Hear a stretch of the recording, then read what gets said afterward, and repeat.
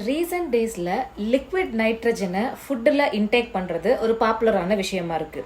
இது எங்கெங்கெல்லாம் நடக்கும் அப்படின்னு பார்த்தீங்கன்னா, முக்கியமாக திருவிழாக்களில் இந்த மாதிரி மக்கள் அதிகமாக கூடக்கூடிய இடங்களில் போடக்கூடிய ஸ்டால்ஸில் இதை யூஸ் பண்ணுறாங்க. எப்படி யூஸ் பண்ணுறாங்கன்றதானே உங்களோட கொஷின். சின்ன பிள்ளைங்களுக்கு கொடுக்கக்கூடிய சாக்லேட், அதாவது ஸ்மோகி சாக்லேட் அப்படின்ற ஆஸ்பெக்ட்லையும், அப்புறம் பார்த்தீங்கன்னா ஸ்மோகி பீட்டில், அதாவது வெத்தலையில் ஸ்மோகி பீட்டில் போடுறாங்க. அப்புறம் ஹேர் கட், இந்த மாதிரி நிறைய யூஸ் பண்றாங்க. ஆக்சுவலா இந்த லிக்விட் நைட்ரஜன் என்ன அப்படின்னு யோசிச்சீங்கன்னா, இது கிரையோஜெனிக் ஃப்ளூயிட்னு சொல்லுவாங்க.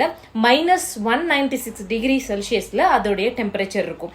அந்த லிக்விடுக்குள்ள நம்மளோட கைகளை உள்ள வைக்கிறோம் அப்படின்னா உடனே ஃப்ரீஸ் ஆகி அது உடையக்கூடிய அளவுக்கு ஆகக்கூடியது அந்த தன்மை. இந்த லிக்விட் நைட்ரஜன் எப்படி குழந்தைங்களுக்கு கொடுக்குறாங்க அப்படின்னு தானே யோசிக்கிறீங்க. இந்த மாதிரி சாக்லேட்ஸ்ல அந்த ஸ்மோகிக்கான அந்த லிக்விட் ஃப்ளூயிட ஊத்துறாங்க. அதை ஊத்தி உடனே அதை வாய்க்குள்ள போடுறது மூலமா